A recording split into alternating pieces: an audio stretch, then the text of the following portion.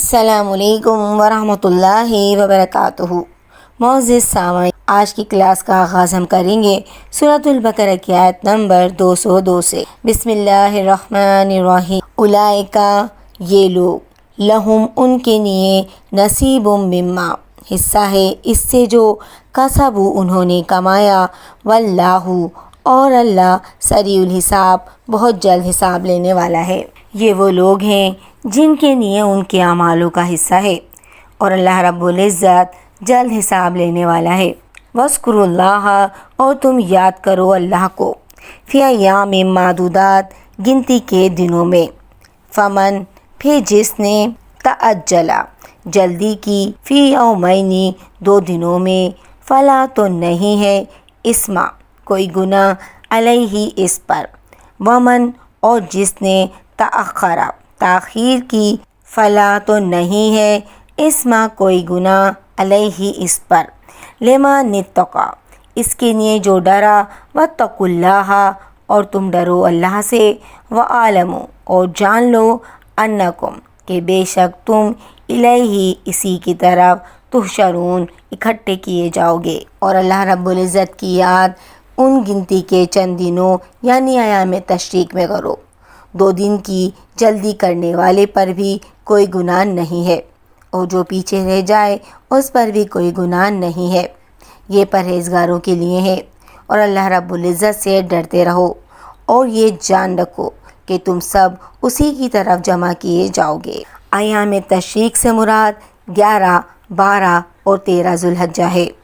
ان میں اللہ رب العزت کا ذکر کرو، یعنی اس میں بآواز بلند تکبیرات مسنون ہیں، صرف فرض نمازوں کے بعد ہی نہیں، جیسا کہ ایک ضعیف حدیث کی بنیاد پر مشہور ہے، بلکہ ہر وقت یہ تکبیرات پڑھنی چاہیے۔ اور کنکریاں مارتے وقت ہر کنکری کے ساتھ تکبیر پڑھنا مسنون عمل ہے، اور جمرات کو کنکریاں مارنا 3 دن افضل عمل ہے۔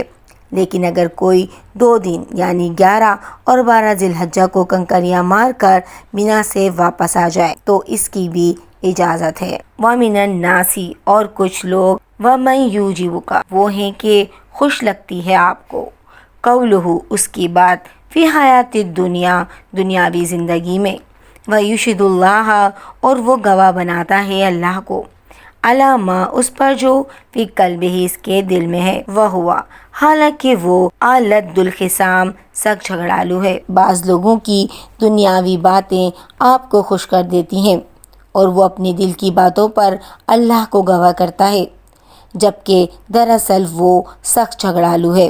بعض ضعیف روایت کے مطابق یہ آیت مبارکہ ایک منافق، اخنس بن شریک ثقفی کے بارے میں نازل ہوئی ہے، لیکن صحیح بات یہ ہے کہ اس سے مراد سارے ہی منافقین اور متکبرین ہیں جن میں یہ اوصاف پائے جاتے ہیں۔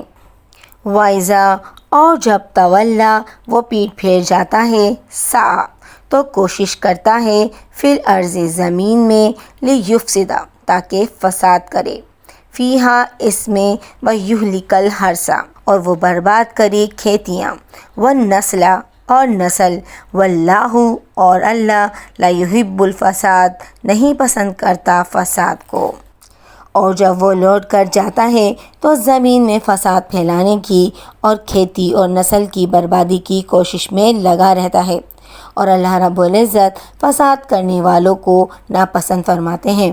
وَإِذَا، اور جب، قیلا، کہا جاتا ہے، لَهُ اتَّقِ اللَّهَ، اسے کہ تو ڈر اللہ سے، أَخَذْتُهُ الْعِزَّةُ، تو ابھارتا ہے اسے تکبر، بالاسم، گناہ پر، فحسبہ، سو کافی ہے اسے، جہنم، جہنم، ولبئس المہاد، اور یقیناً وہ برا ٹھکانہ ہے۔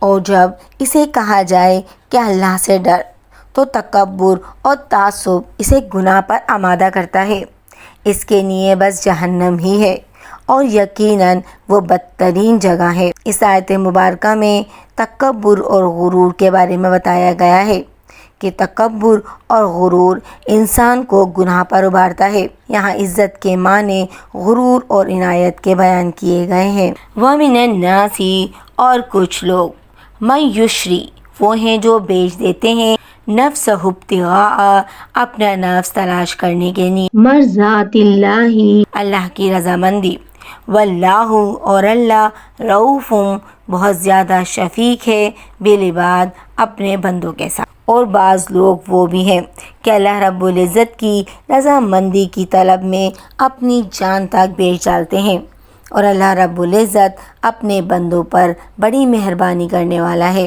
اس آیت مبارکہ کے بارے میں کہا جاتا ہے کہ یہ آیت مبارکہ حضرت صہیب رضی اللہ تعالی عنہ رومی کے بارے میں نازل ہوئی ہے کہ جب وہ ہجرت کرنے لگے تو قافلوں نے کہا کہ یہ مال سب یہاں کا کمایا ہوا ہے، اسے ہم ساتھ نہیں لے جانے دیں گے۔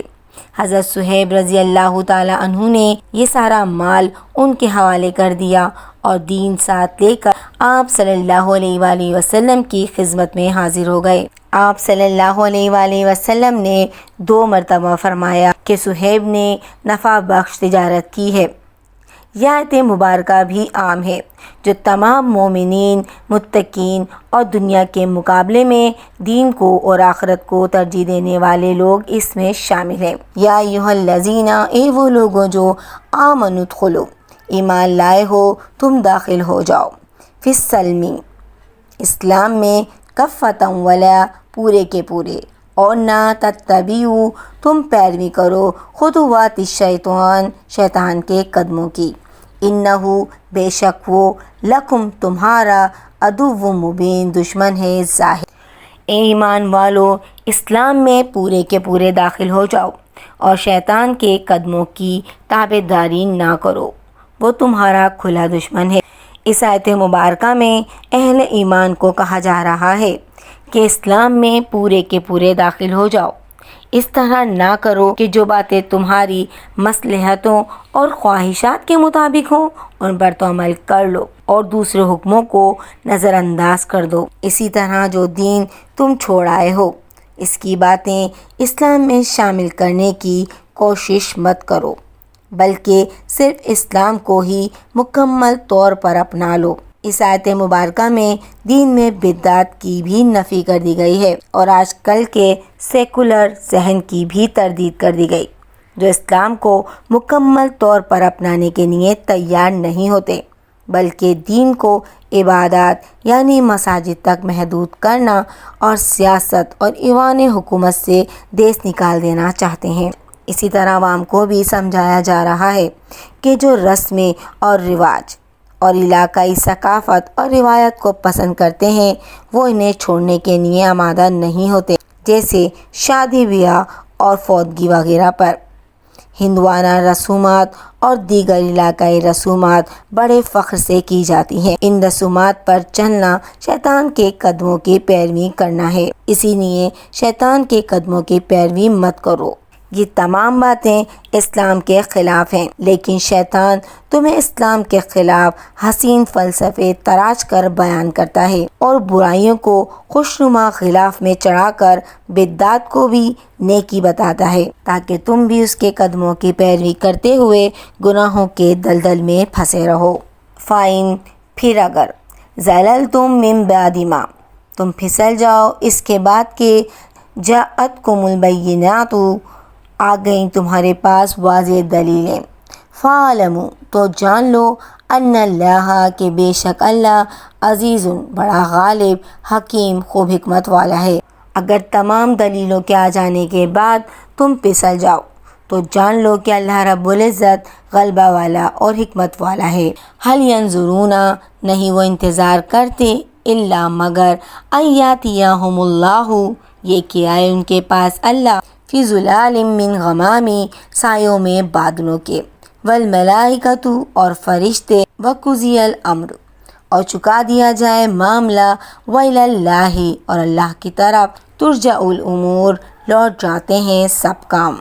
کیا لوگوں کو اس بات کا انتظار ہے کہ ان کے پاس خود اللہ رب العزت ابر کے سائے بانوں میں آ جائے اور فرشتے بھی اور کام انتہا تک پہنچا دیا جائے؟ اللہ ہی کی طرف تمام کام لوٹائے جاتے ہیں۔ بعض مفسرین کی رائے میں یہ قیامت کا منظر بیان کیا جا رہا ہے، یعنی یہ لوگ قیامت برپا ہونے کا انتظار کر رہے ہیں، یا پھر اس کا مطلب یہ ہے کہ اللہ رب العزت فرشتوں کے جلوہ میں اور بادلوں کے سائے میں ان کے سامنے آئے اور فیصلہ کرے، تب وہ ایمان لائیں گے۔ لیکن ایسا اسلام قابل قبول ہی نہیں ہے، اس لیے قبول اسلام میں تاخیر مت کرو اور فوراً اسلام قبول کر کے اپنی آخرت کو سنوار لو۔ اللہ رب العزت ہمیں قرآن کو پڑھنے، سمجھنے اور اس پہ عمل کرنے کی توفیق عطا فرمائے۔ آمین یا رب العالمین۔